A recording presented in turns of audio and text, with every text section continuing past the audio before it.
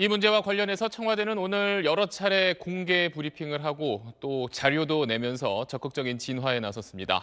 취재 기자 연결해서 몇 가지 물어보겠습니다. 김정윤 기자.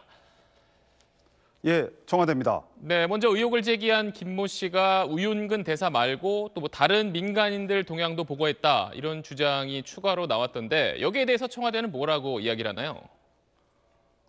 예, 오늘 오전과 오후 두 차례 브리핑이 있었는데요. 결론은 이 김 씨가 특감반 본연의 업무를 하다가 어쩌다 묻어온 불순물이고 결코 불순한 의도로 사용한 적도 없다는 겁니다. 먼저 오전에는 이른바 그 불순물이 전 총리의 아들과 민간 은행장 관련 내용 딱 두 건뿐이라면서 이런 보고를 하라고 지시한 적도 없고 곧바로 폐기했다고 했습니다.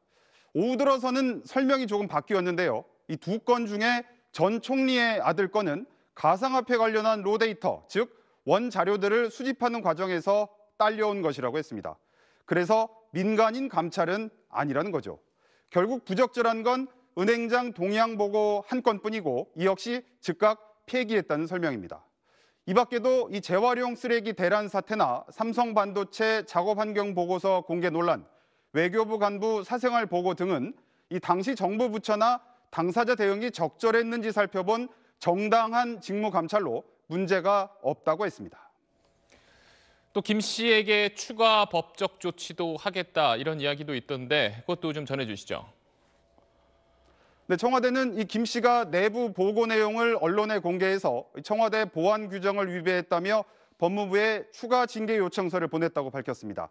추가적인 이 법적 조치도 언급했습니다. 김의겸 대변인 설명 들어보시죠.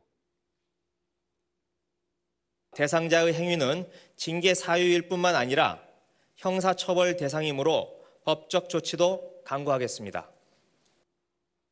오늘 이 청와대 설명을 종합하면 이 시키지도 않은 불순물 같은 보고가 만들어졌다는 건데 이른바 이 촛불 정권에서도 이런 첩보가 생산됐다는 것 자체에 대해서 좀 더 무겁게 받아들여야 한다는 지적도 나옵니다.